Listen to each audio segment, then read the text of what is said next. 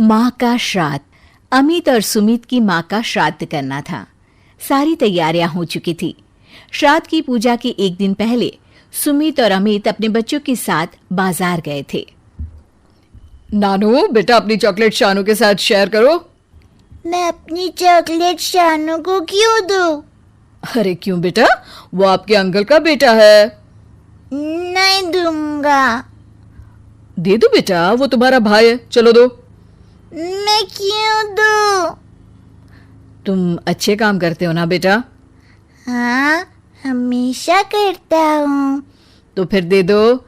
Share करना बहुत अच्छी बात होती है, और तुम ऐसा करोगे तो मुझे भी अच्छा लगेगा। पापा को हैप्पी हैप्पी करोगे ना बेटा। अरे वाह, अच्छी बात होती है तो जरूर करूँगा। आपको हैप्पी भी करूँगा। नानू अपने पापा की बात मान के सुमित को चॉकलेट दे देता है। थैंक यू नानू। अरे खा लो, शेयर करना अच्छी बात होती है। मैं पापा को हैप्पी भी कर दूंगा। नानू बड़े भाई अमित का बेटा था और शानू छोटे भाई सुमित का बेटा। अमित और सुमित हमेशा ऐसी बातें करते जिससे दोनों बच्चे कोई अच्छी बात सीख सके। श्राद्ध की पूजा का सारा सामान ले लिया गया था।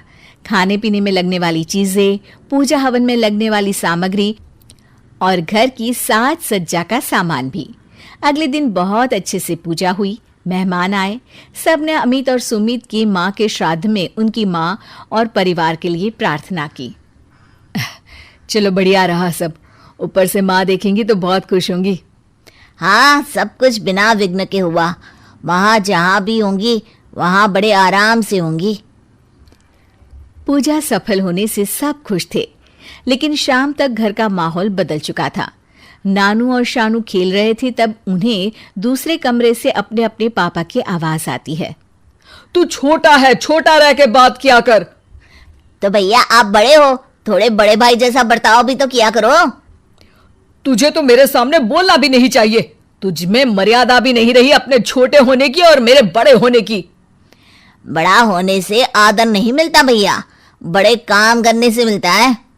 मैं कोई छोटे टुचक के काम करता हूं क्या? 2 नंबर का काम करता हूं जो मुझे ऐसा कह रहा है तू। भैया, माँ का श्राद्ध है, पूजा होने वाली है घर में। आज तो अपने बड़े होने की हेकड़ी अपने पास रखो। वही तो मैं तुझसे कह रहा हूं। माँ के श्राद्ध की पूजा है, आज तो अपनी जुबान काबू में रख ले। दरअसल दोनों भाइयों में इस बात को लेकर लड़ाई हो गई थी कि माँ के श्राद्ध की पूजा में किसका कितना खर्च हो रहा है। हिसाब में गड़बड़ थी, जिस पर दोनों भाई लड़ पड़े थे। दोनों को ही लगता था कि दोनों में से किसी एक भाई ने हिसाब में बेईमानी की है और पैसा खा लिया है। मैंने गेहूं, आटा चक्की, घी और मसालों में पैसे दिए थे। मैंने खाने के तेल, डिस्पोजेबल बर्तन, गैस की टंकी, बैठक व्यवस्था का सामान जुटाया था भैया। मैंने सब्जी, सलाद, फल और नाश्ते में पोहे, जलेबी की व्यवस्था की थी। मैंने चाय पत्ती, दूध, शक्कर, अदरक, हलवाई की फीस, सफाई वाले की फीस, घर सजाने की माला और लाइट में पैसा लगाया था। घर सजाने के लिए केले पत्ते, दीवारों पे रंग तो मैंने कराया था। पंडित जी की फीस मैंने दी थी। मैंने फीस नहीं, दक्षिणा बोलते हैं उसको। पंडित को मेरी कार में लेकर आए थे। पेट्रोल का खर्च और रास्ते में उनको नाश्ता भी मैंने ही कराया था। वो भी जोड़ो हिसाब में। अरे रे, उनको दक्षिणा के अलावा दूध, चावल, अनाज तो मैंने ही दिया था पंडित जी को। कर दी ना छोटी बात।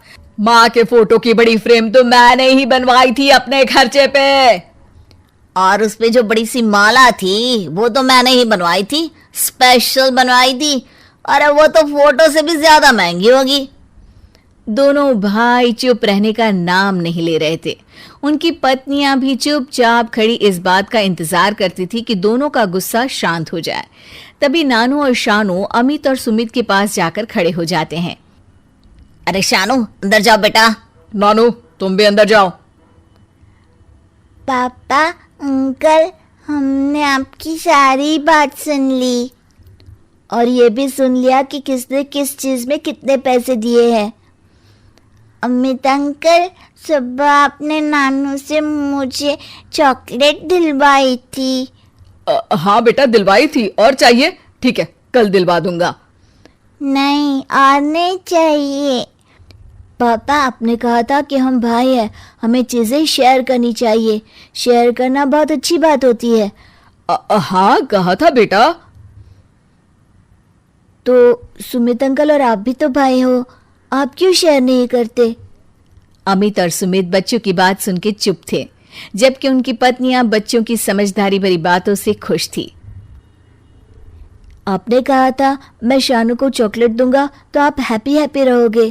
पापा, अगर आप भी सुमित अंकल से शेयर करोगे तो दादी जहाँ भी होगी हैप्पी हैप्पी रहेंगी ना? सब एकदम चुप थे। अमित और सुमित अपनी गलती समझ चुके थे। बच्चों ने अपने चॉकलेट्स अमित और सुमित को दिए और आपस में बांटने को कहा, और इस तरह दो छोटे भाइयों ने दो बड़े भाइयों में सुलह